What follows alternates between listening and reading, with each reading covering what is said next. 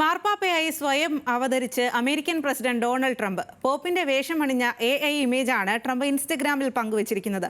പോസ്റ്റിന് താഴെ അനുകൂലിച്ചും വിമർശിച്ചും നിരവധി പ്രതികരണങ്ങൾ എത്തി. As Pope? I'd like to be Pope. That would be my number one choice. No, I don't know. I have no preference. I must say we have a cardinal that happens to be out of a place called New York who's very good. So we'll see what happens. ആഗോള Vatican സഭയെ നയിക്കാൻ തനിക്ക് താല്പര്യമുണ്ടെന്നും അത് തന്റെ number 1 choice ആണെന്നും ന്യൂയോർക്കിലെ മാധ്യമപ്രവർത്തകരോട് Trump കഴിഞ്ഞ ദിവസം പ്രതികരിച്ചിരുന്നു. ആരാകണം അടുത്ത പോപ്പ് എന്ന ചോദ്യത്തോടായിരുന്നു ട്രംപിന്റെ തമാശ രൂപേണയുള്ള മറുപടി. പിന്നാലെയാണ് ഡൊണാൾഡ് ട്രംപ് മാർപ്പാപ്പയായി സ്വയം അവതരിച്ചത്.